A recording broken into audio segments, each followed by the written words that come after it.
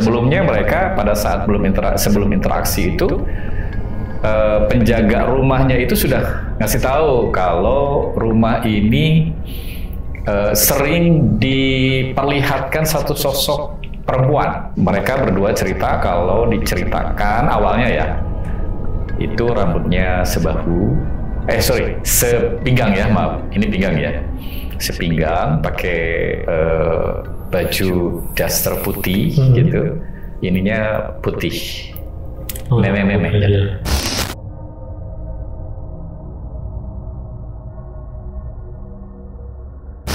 Saya kelelahan di situ, saya ketiduran di ruang tamu. Tidur setengah jam, tapi kayak lama gitu. Mimpi itu kayak semacam dipeluk, kemudian diangkat. Saya lagi tidur, kemudian diangkat seolah-olah saya tuh udah ada posisi di plafon gitu loh.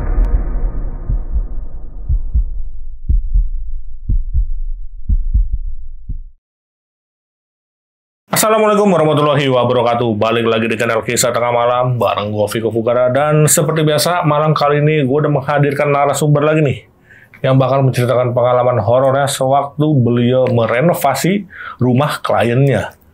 Langsung aja sapa sebelah gue udah ada Pak Dadang. Selamat malam Pak Dadang. Malam. Sehat Pak Dadang? Alhamdulillah. Alhamdulillah Pak Dadang. Ini akhirnya datang lagi Pak Dadang. Ya. Kedua kalinya. Yang kedua. Oke Pak Dadang, ini kan mau cerita tentang pas lagi renovasi rumah klien ya Pak Dadang ya? Ya. Nah kalau boleh tahu nih, Pak Dadang berarti kerjanya kontraktor atau gimana nih? Ya, saya dulu kontraktor. Oke. Berarti lagi renovasi rumah klien ya Bang ya? Ya. Oh iya. Nah itu di daerah mana Pak Dadang? Di daerah jalan Radar Auri Depok. Oke, di daerah Depok. Ya. Itu tahun berapa? 2007. 2007. Nah, Pak Dadang pas lagi renov itu sebagai apa nih di sana? Saya yang mengelola proyeknya. Oke, tapi berarti standby-nya di situ ya? Saya di kantor. Oh, di kantor. Tapi karena cerita-cerita yang saya terima dari staf di kantor, akhirnya saya penasaran. Saya kontrol gitu ya. Maksudnya tuh saya hadirlah di lapangan gitu. Dan beberapa kali interaksi. Oh, berarti awalnya emang Pak Dadang emang bagian kantor aja nih. Ya. Karena mungkin banyak tim-timnya pada ini ya, pada cerita-cerita, akhirnya Pak Dadang penasaran. Ya. Akhirnya ngalamin juga di situ. Iya. Aduh, kacau. Nah, itu berapa lama renovasi rumah di situ? Di situ sebenarnya bukan renovasi total ya. Iya. Tapi sifatnya hanya perbaikan dikit. Perbaikan ya. Lebih ke perbaikan, bukan secara struktur atau konstruksi yang kita rubah, tidak. Tapi perbaikan-perbaikan. Itu kurang lebih sekitar, karena cukup lumayan luas, kurang lebih 3 bulan lah ada. Dan Pak Dadang pas lagi survei di situ berapa lama?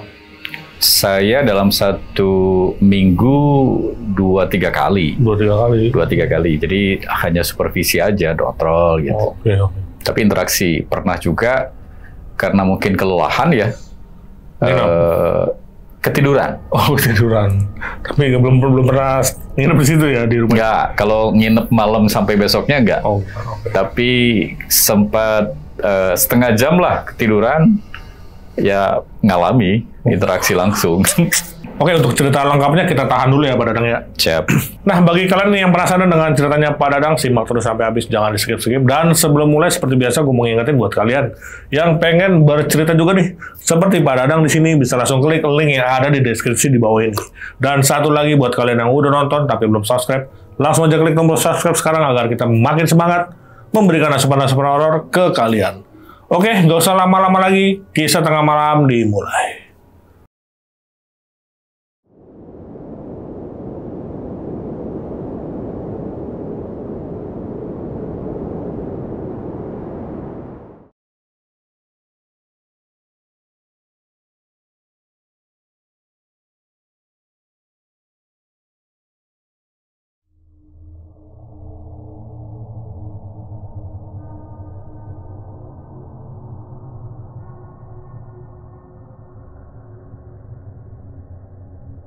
Kejadiannya itu tahun 2007 ya. Saya ketemu dengan klien, ya sebut aja Ibu A lah ya. Saya nggak bisa sebutkan namanya ya.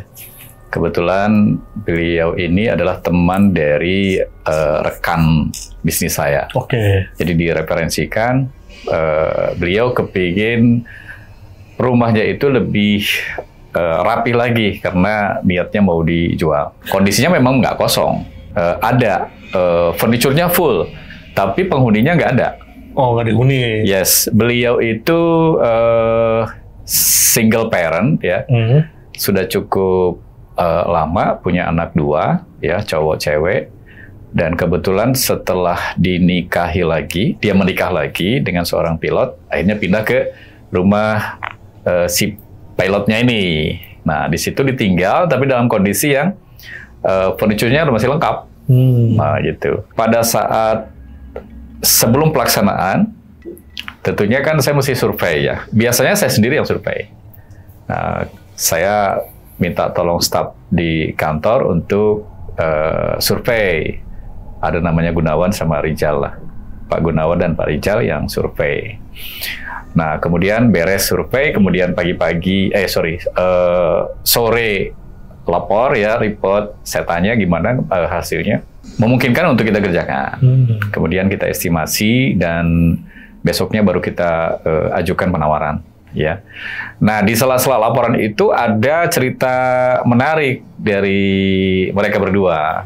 Sebelumnya mereka pada saat sebelum interaksi itu penjaga rumahnya itu sudah ngasih tahu kalau rumah ini sering diperlihatkan satu sosok perempuan. Itu sosok perempuan yang posisinya itu adanya di dapur. Ya, lagi cuci piring biasanya. Mereka berdua cerita kalau diceritakan awalnya ya, itu rambutnya sepinggang ya, maaf, ini pinggang ya. Sepinggang, pakai baju daster putih gitu, ininya putih, meme-meme ya. Dia cerita, mereka diceritakan, tapi mereka nggak percaya karena kan belum lihat.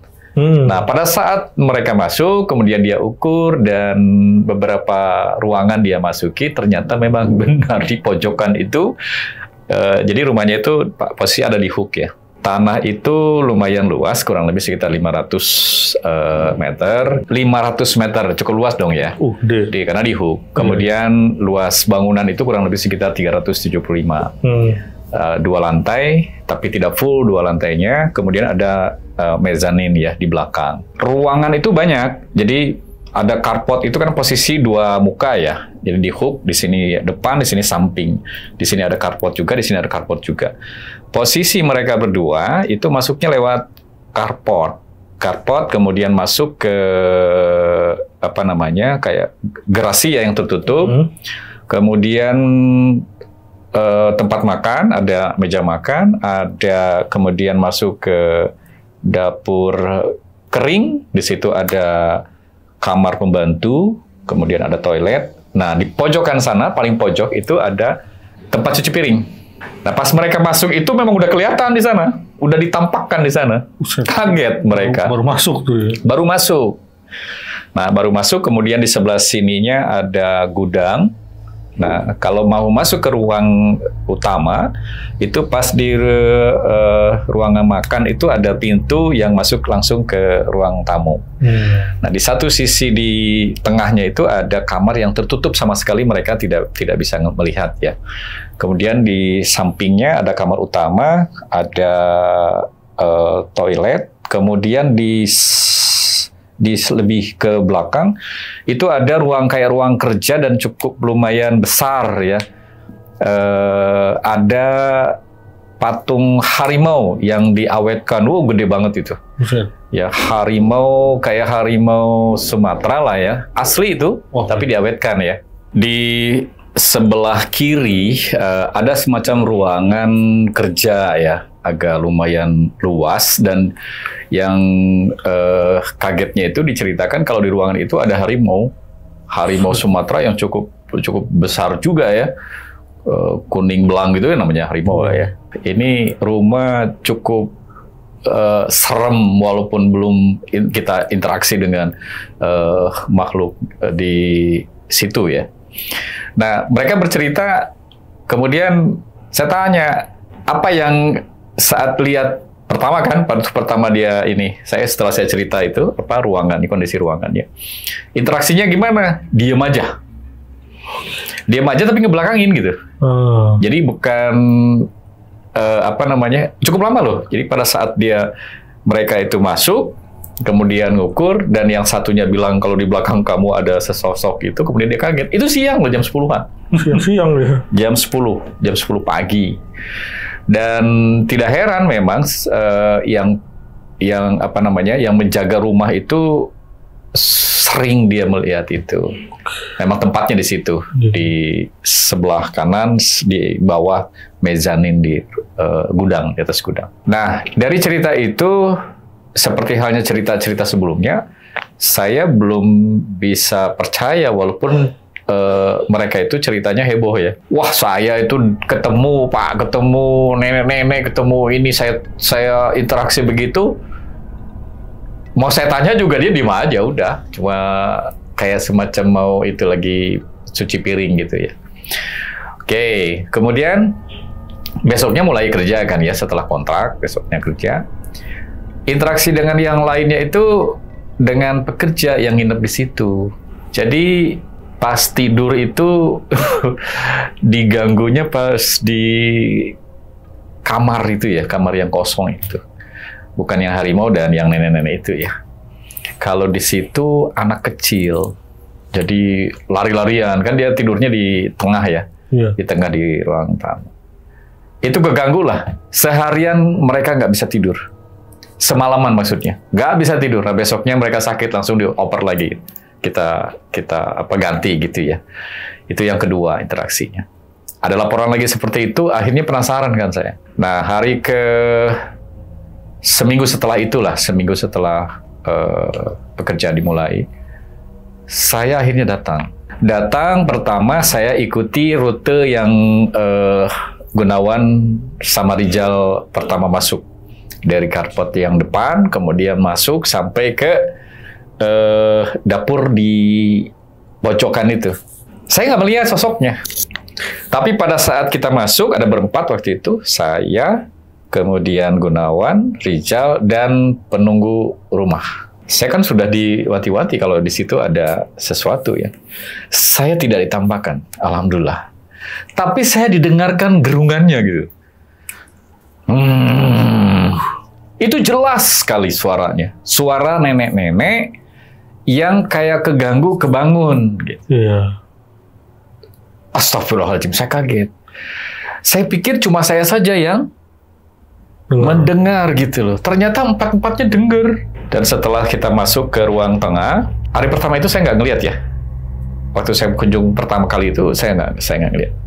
Si penunggu rumah itu bilang, kalau Pak Dadang dari wanginya beda, katanya. Karena saya paling depan ya. Saya lihat posisi ruangan, oh ya oke. Dan di situ saya didengarkan gerungan dia. Itu gerungan nenek-nenek, wanita tua, yang kata penunggu rumah itu, memang yang pertama dilihatin sama Pak Gunawan dan Pak Rijal. Itu interaksi saya yang pertama. Nah, beberapa hari kemudian, karena saya nggak pernah datang lagi ke situ, kemudian saya datang lagi. Saya kelelahan di situ, saya ketiduran di ruang tamu. Tidur setengah jam, tapi kayak lama gitu. Mimpi itu kayak semacam dipeluk, kemudian diangkat. Saya lagi tidur, kemudian diangkat seolah-olah saya tuh udah ada posisi di plafon gitu. Kan ada angin-angin ya? Exhaust fan ya? No, bukan exhaust fan. Yang mana tuh? Ventilasi. Oh, ventilasi. Ventilasi jendela gitu ya. Itu sampai di situ saya diangkat. Saya sampai, waduh, Masya Allah, sampai teriak, saya Allahu Akbar, astagfirullahaladzim, saya doa terus. Di dalam mimpi saya. Jadi seolah-olah saya memang benar-benar diangkat, karena saya waktu itu lagi tidur ya. Kelelahan itu kejadiannya bukan pagi, saya datang ke situ jam-jam 10, sekitar jam 2 lah, ya. Setelah makan, setelah sholat, baru jam 2 lah kalau nggak salah itu. Nggak jatuh, tapi pelan-pelan gitu. Astagfirullahaladzim, saya bang. Nggak ada orang di situ. Anak-anak pada kerja di belakang, di samping, sama di depan. Saya nyebut ini. Tapi sosoknya beda dengan yang anak kecil. Kalau yang tukang-tukang itu kan digodain sama anak kecil ya. Ada 2 orang, anak laki-laki sama anak perempuan ya, tanggung lah, umur 7, umur 8 tahunan gitu. Kalau ini beda lagi. Rupanya yang di ruangan harimau. Dari situ? Di situ. Jadi bukan harimaunya ya, tapi sesosok, tapi nggak terlalu tinggi seperti yang dulu ya, genderuwonya. Oh, ini genderuwo berarti? Genderuwo. Tapi nggak setinggi. Ininya sama nih, tangannya, ya, kukunya, bulunya, lebat lah pokoknya. Kalau dibayangkan kelihatan. Saya diangkatnya terasa, pas melayangnya terasa banget itu. Interaksinya terasa banget. Dan kalau kita masuk ke ruangan yang ada harimaunya itu beda sekali ininya, udaranya udah beda banget. Seremnya minta ampun itu. Oke, kemudian ada beberapa hari kemudian, saya penasaran, pas kebetulan ada teman saya yang punya keahlian untuk bisa melihat kondisi begitu ya. Iseng-iseng, saya nggak bilang gitu, saya ajak ke situ. Pokoknya saya nggak cerita ada gimana-gimana lah, pokoknya udah saya lepas aja. Saya tes aja. Ternyata di mezanin itu menurut dia beda lagi.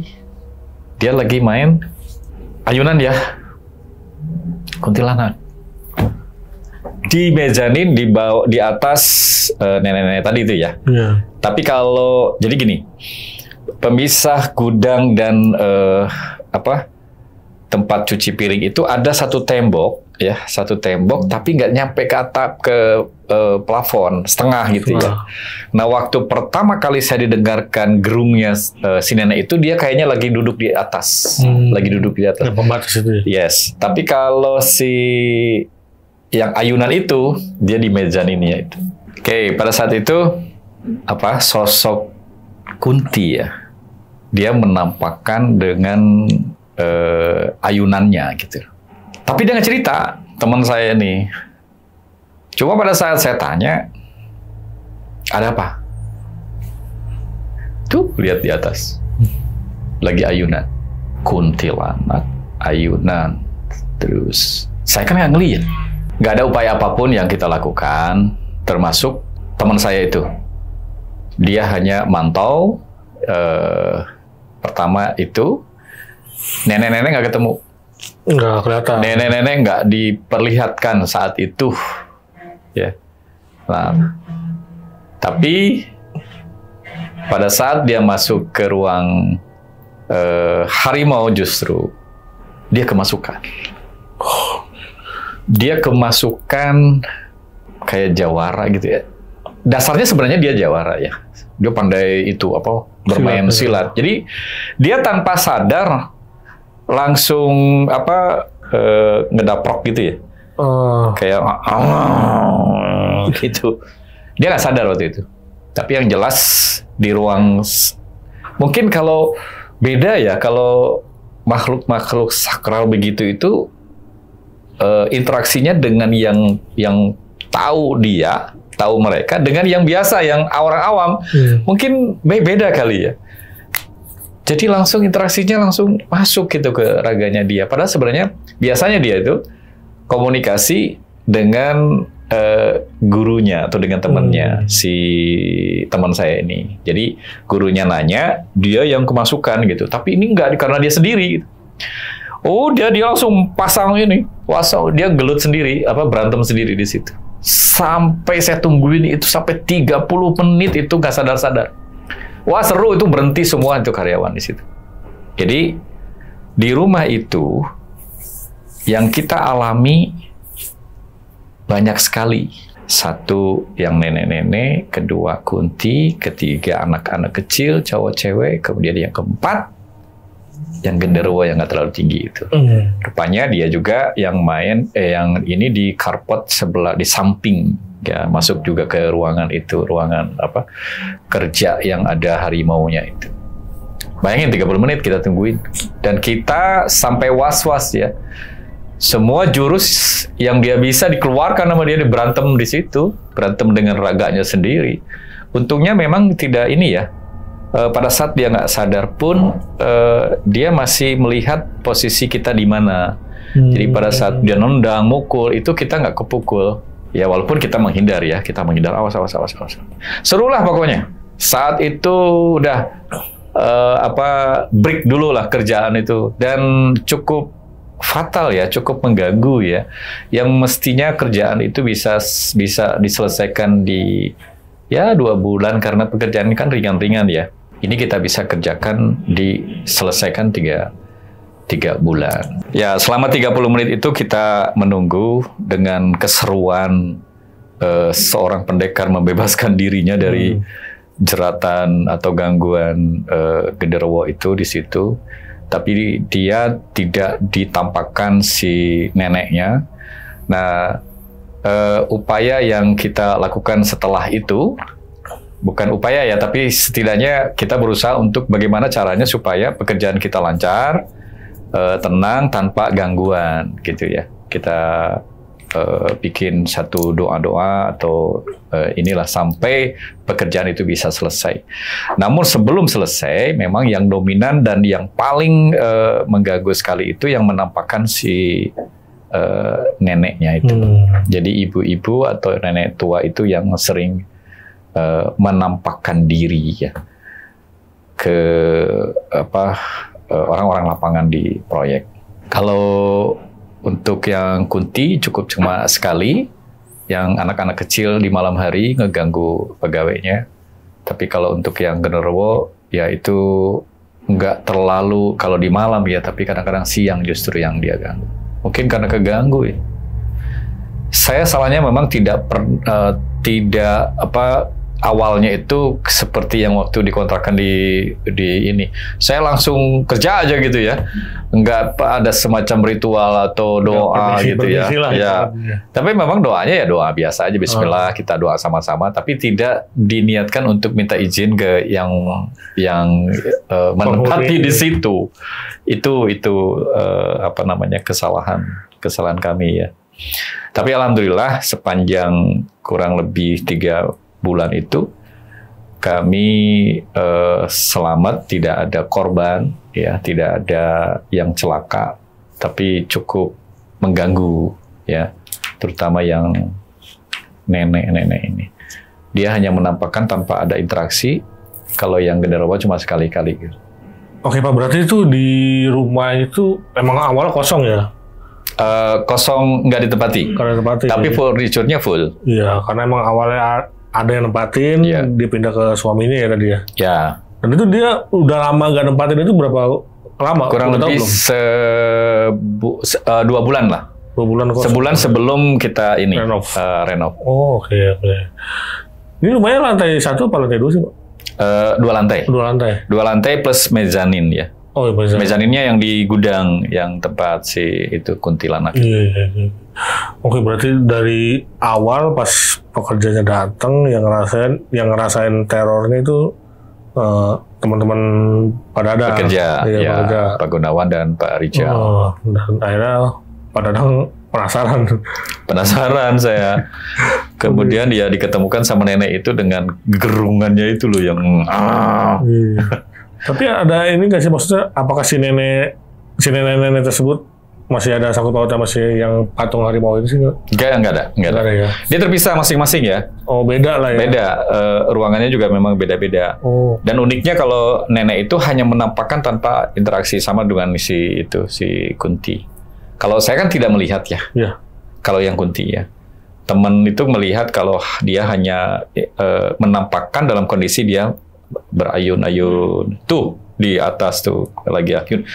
Saya lihat nggak kelihatan. Kalau nenek-nenek kan jelas. Teman-teman ditampakkan, saya pun saya ditampakkan sekilas dengan suaranya.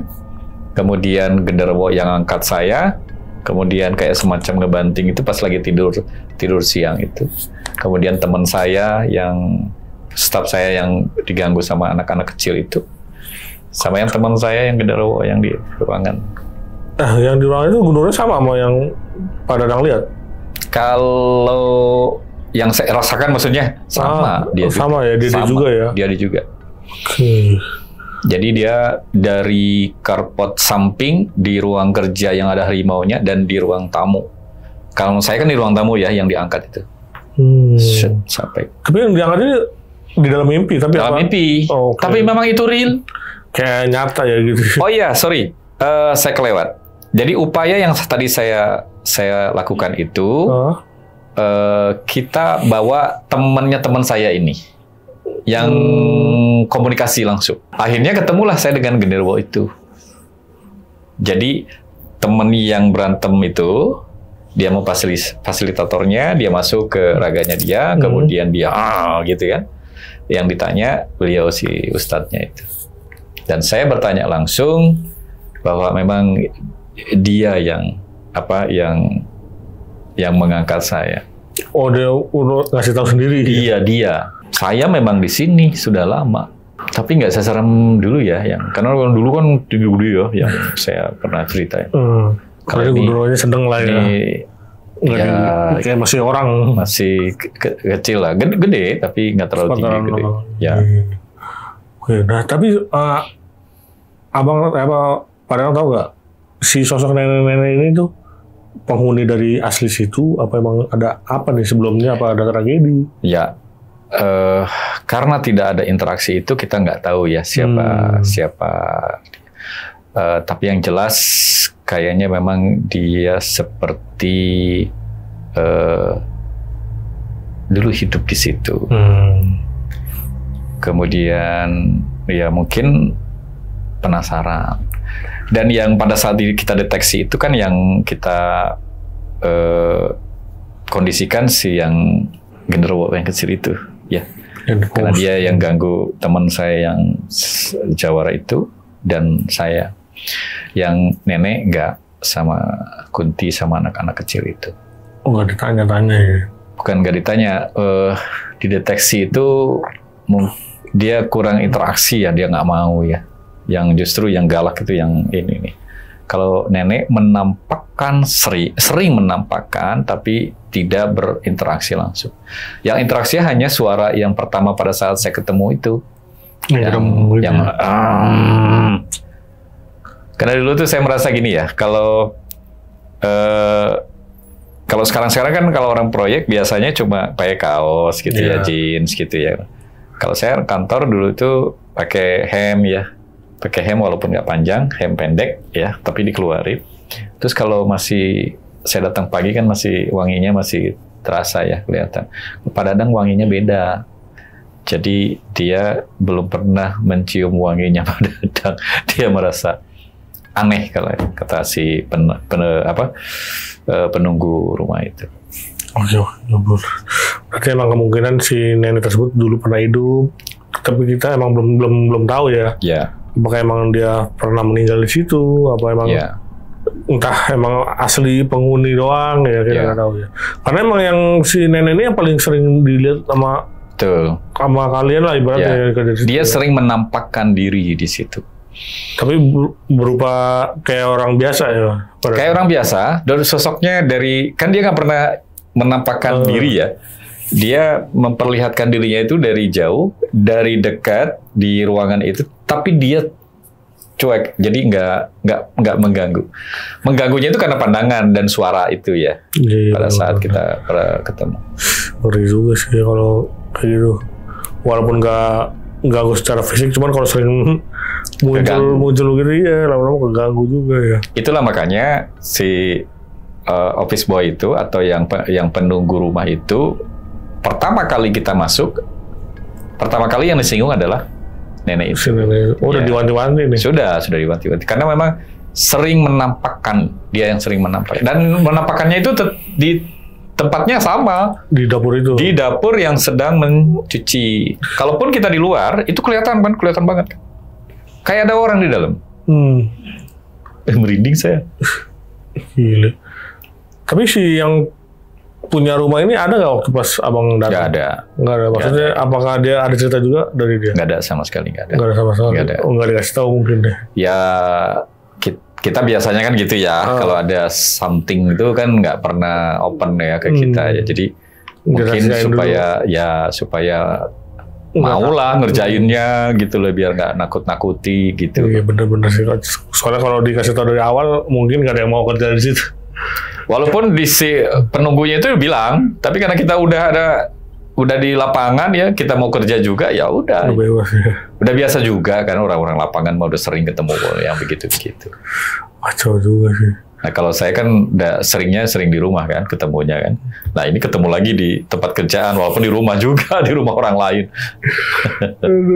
Tapi sempat nanya sama yang ini nggak, yang si punya rumah ini, maksudnya emang ini dulu apa sih kok serem begini gitu, nggak sempat nanya. Setelah selesai baru kita ceritakan, dan dia hanya senyum-senyum saja dan dia mengiyakan bahwa rumah saya, salah satunya motivasi kenapa memang itu rumah mau dijual, satu karena memang sudah nggak betah lagi di situ karena gangguan itu. Selain dari dia memang sudah nggak pasangan lagi ya, sudah married lagi, dan dia juga sendirian, anak 2 di situ, ada pembantu juga. Dan dia udah nggak betah lagi di situ. Berarti emang ini mau dijual ya? Baru dijual. Rumah kosong. Kacau juga sih. Padahal itu masih ada barang-barang nih ya Pak ya?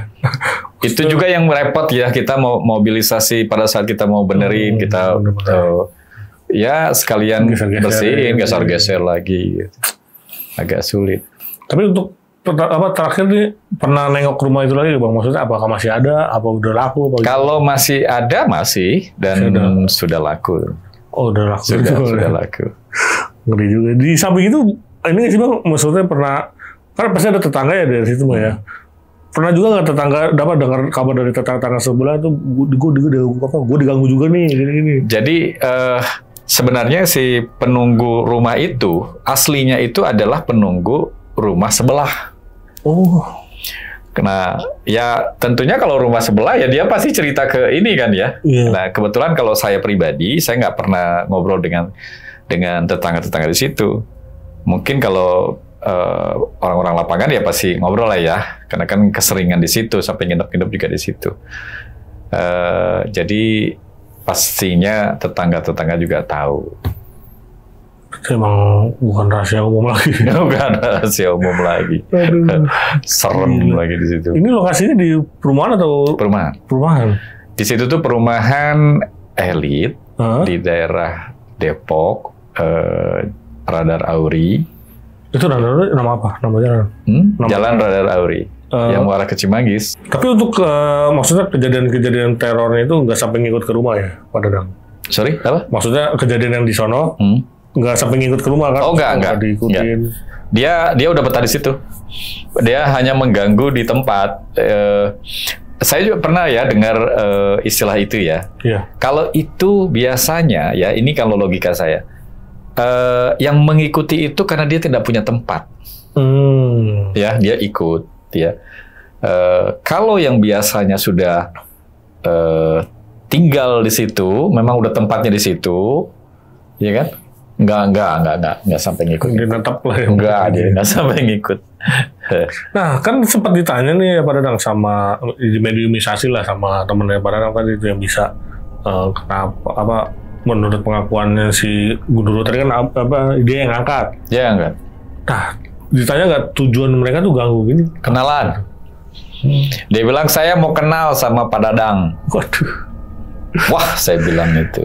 Kalau mau kenalan langsung ya janganlah, karena kan kita bukan dunia satu dunia.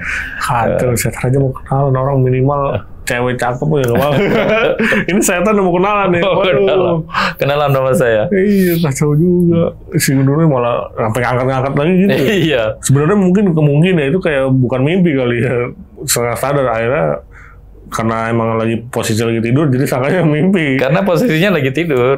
Tapi itu beneran. Itu beneran diangkat. Saya sampai kejat-kejat ya kaki aja. Wah, Allahu Akbar gitu. Astagfirullahaladzim, tapi nggak lama ininya langsung turun. Untungnya nggak dibanting lah. Untungnya ya, kalau orang Jawa mah. Oke, itu dia tadi cerita dari Pak Dadang nih. Bagaimana pendapat kalian? Tulis di kolom komentar. Dan terima kasih banyak nih Pak Dadang. Sama-sama. Udah berbagi kisahnya dan di KTM ini udah 2 kali berarti ya Bang ya? Sudah 2 kali. Dan tadi emang sepanjang kita syuting banyak suara nih Bang ya. Suara-suara orang bangun rumah nih ya. Kanan kiri. Iya, mungkin mohon maaf banget nih kalau emang ada suara yang bocor ya Pak Dadang ya. Ada suara getok-getok lah, suara gergaji lah, tadi banyak banget kita gangguannya di sini. Gangguannya bukan setan ya Pak Dadang di sini. Gangguannya orang lagi bangun rumah. Karena kebetulan studio kita dihimpit sama kanan kiri itu lagi pada bangun. Jadi ya mohon maaf banget nih buat sobat Kisah Tengah Malam kalau ada suara-suara yang bocor nggak sengaja kerekam, nggak ngeganggu lah. Oke, sebelum closing nih, gue mau ngingetin lagi buat kalian yang pengen bercerita juga seperti Pak Dadang di sini, bisa langsung klik link yang ada di deskripsi di bawah ini. Oke, segitu dulu. Gue Viko pamit undur diri dan Pak Dadang juga pamit undur diri. Wassalamualaikum warahmatullahi wabarakatuh. Waalaikumsalam.